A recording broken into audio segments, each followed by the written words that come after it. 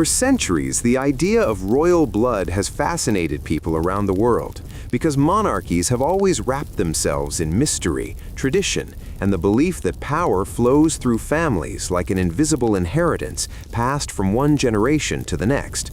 Yet historians increasingly reveal that behind the polished portraits, elaborate ceremonies, and carefully recorded genealogies lies a far more complex story about how royal bloodlines were built, protected, manipulated, and sometimes even reinvented to maintain power.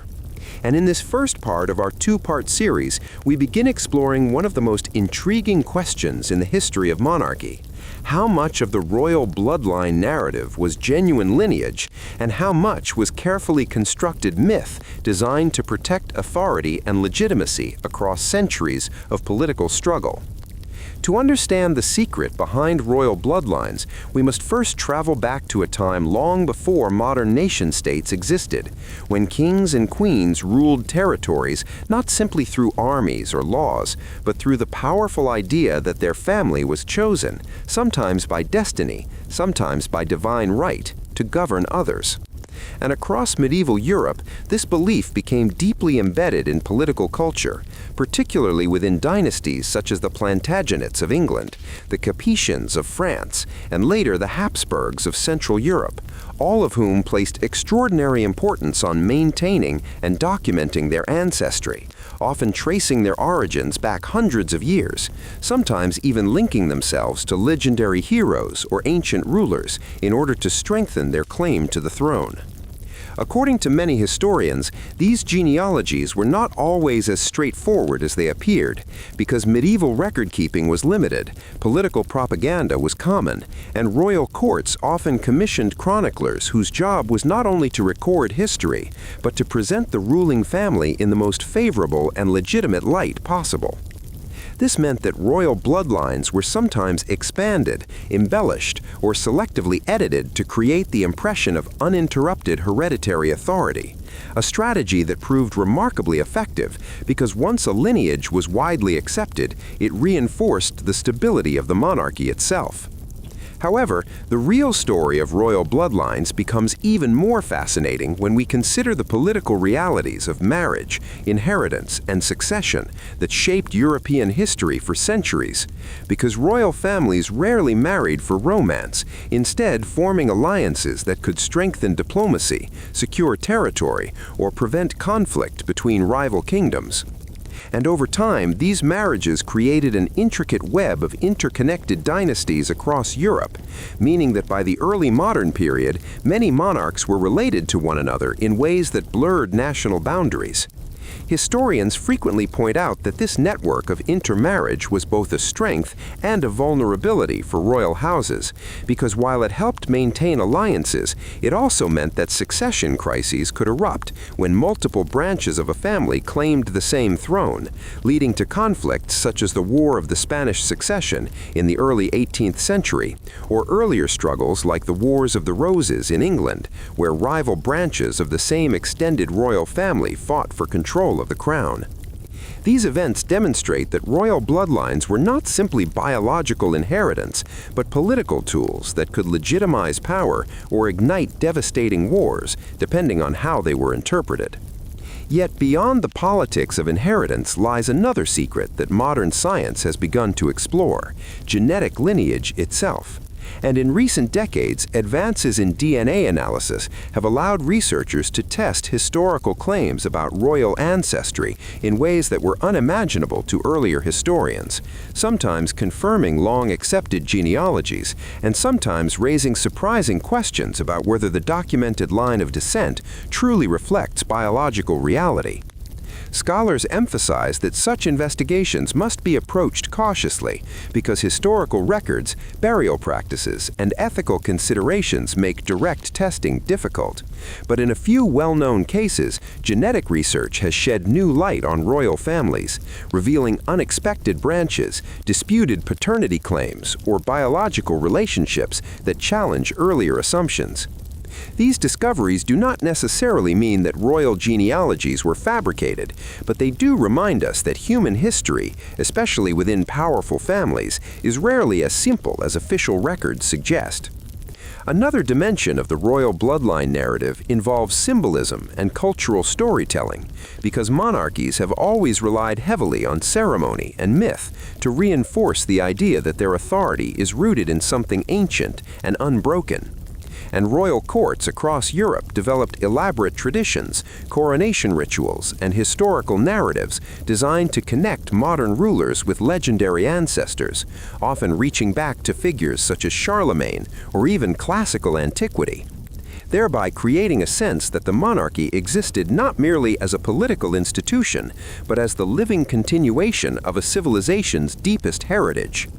Historians often describe this as the myth of continuity, a powerful narrative that helps subjects believe their rulers stand within a long and stable line of leadership stretching across centuries.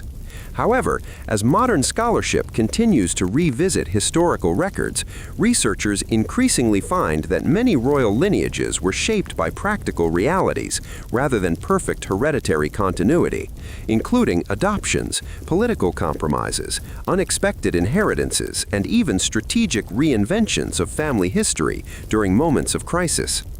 One reason these secrets remained hidden for so long is that monarchies historically controlled the archives, the chroniclers, and the symbols of power that defined their legitimacy, meaning that alternative versions of events rarely gained widespread attention until centuries later, when historians began re-examining original documents, letters, and archaeological evidence.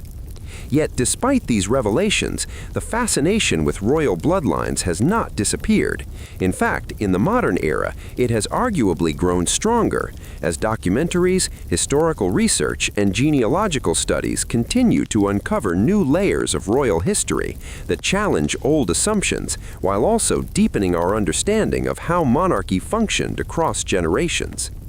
Today, when people speak about royal blood, they often imagine a pure and unbroken lineage passed down through centuries. But the reality emerging from historical research is far more complex, involving alliances, conflicts, cultural myths, and human decisions that shaped dynasties in ways far more dynamic than the simple phrase bloodline might suggest.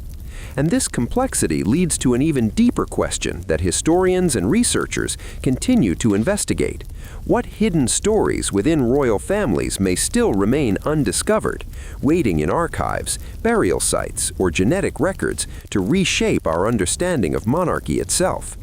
Because the real secret of royal bloodlines may not be about a single shocking revelation, but about the realization that history, power, and family were always intertwined in ways far more intricate than official chronicles ever admitted. One of the most intriguing developments in recent historical research has been the use of modern DNA analysis to investigate ancient remains believed to belong to royal figures, a field that has grown rapidly over the past few decades and occasionally produced surprising insights into dynastic history, because genetic evidence sometimes confirms long-standing historical claims, while in other cases raising questions about whether the recorded line of descent truly reflects biological parentage. Scholars caution that such findings must be interpreted carefully because ancient DNA can be difficult to recover and historical burial sites are not always clearly identified. But even with those limitations, the field has opened new possibilities for understanding the past. One widely discussed example involves the remains associated with the English royal family during the late medieval period, where researchers examining skeletons believed to belong to members of the Plantagenet dynasty discovered genetic patterns that sparked debate among historians about whether certain paternal lines recorded in historical documents were as straightforward as they once believed, illustrating how the combination of archaeology and genetics can introduce new questions into well-established narratives. It is important to note that historians emphasize these findings do not necessarily rewrite entire royal genealogies, but they do highlight how fragile historical certainty can be when records rely on human testimony rather than biological verification. Beyond genetics, another secret surrounding royal bloodlines lies in the political strategies that shaped marriages within ruling families, because monarchs rarely selected spouses purely for personal reasons, instead forming alliances designed to strengthen diplomatic ties, secure territory, or prevent conflict between rival kingdoms. And over time, these marriages created an intricate web of interconnected dynasties across Europe, meaning that by the early modern period, many monarchs were related to one another in ways that blurred national boundaries. Interrelated dynasties across Europe that connected royal houses from Britain to Russia through shared ancestry. By the 19th century, many European monarchs were closely related through multiple lines of descent, a situation that historians often illustrate through the extensive family connections of figures such as Queen Victoria, whose descendants married into royal families across the continent, creating a complex genealogical web that influenced politics, diplomacy, and even the outbreak of conflicts such as the First World War. This concentration of dynastic marriages also produced unexpected consequences, including the spread of certain hereditary diseases among royal families, a phenomenon that historians and medical researchers have examined closely when studying genetic conditions that appeared repeatedly within certain dynasties. Yet while science and medicine reveal one layer of the royal bloodline story, another equally fascinating dimension involves the political myths constructed around monarchy. Because rulers throughout history understood that legitimacy depended not only on ancestry, but also on public belief. And for that reason, royal courts often invested enormous effort in crafting narratives that portrayed their lineage as ancient, noble, and divinely favored. Chronicles, epic poems, and royal genealogies sometimes traced a dynasty's origins back to legendary figures or heroic ancestors, linking living monarchs to stories that reinforced the perception of continuity and destiny. Historians studying medieval manuscripts frequently observed that such genealogies blended historical fact with symbolic storytelling, reflecting the cultural values of the time rather than the strict standards of modern historical research. However, the persistence of these narratives demonstrates how powerful the concept of royal blood became within political culture, shaping how subjects understood authority and how rulers justified their power. Even when dynasties collapsed or were replaced by new families, the incoming rulers often sought to connect themselves to earlier royal lines through marriage or carefully constructed genealogical claims, ensuring that the appearance of hereditary legitimacy remained intact. Another hidden aspect of royal bloodlines involves the archives themselves, because many of the documents that recorded births, marriages, and succession decisions were preserved within royal or state-controlled institutions for centuries, limiting access for independent researchers, and sometimes leaving historians dependent on copies or summaries rather than original sources. Only in the modern era, as archives gradually opened to scholars and historical methods became more rigorous, did researchers begin reevaluating many aspects of royal genealogy, comparing court records with independent chronicles, diplomatic correspondence, and local administrative documents to build a clearer picture of dynastic history.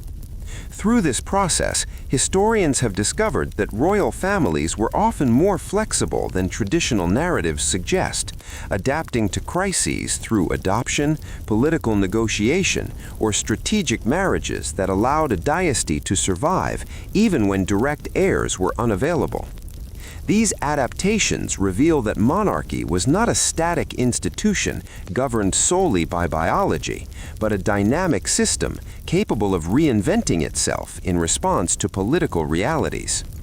In some cases, entire branches of royal families emerged from unexpected circumstances, such as distant relatives inheriting thrones after sudden deaths, civil wars, or succession disputes, events that remind us how fragile hereditary systems could be, despite their appearance of permanence. The deeper researchers look into these histories, the more they find that royal bloodlines were shaped by the same unpredictable human factors that influence all families: ambition, alliances, secrecy, loyalty, and sometimes betrayal. Yet despite these complexities, the fascination with royal ancestry continues to captivate modern audiences, partly because monarchies represent a living connection to centuries of history and tradition, and partly because the idea of inherited power still raises profound questions about legitimacy, identity, and the nature of leadership itself. Documentaries, historical studies, and genealogical projects continue exploring these questions, uncovering new documents and scientific data that gradually reshape our understanding of how dynasties evolved over time. Some historians argue that the true secret of royal bloodlines is not a single hidden scandal, but the realization that monarchy has always been a blend of biological inheritance and carefully maintained narrative, where history and symbolism worked together to sustain authority across generations. When we look at royal families through this lens, the grandeur of palaces and ceremonies takes on a different meaning, revealing the intricate human stories behind institutions that once governed vast empires and influenced global events. And perhaps the most fascinating aspect of all is that the investigation is still ongoing, because new archaeological discoveries, archival releases, and genetic technologies continue offering fresh perspectives on dynasties that shaped world history.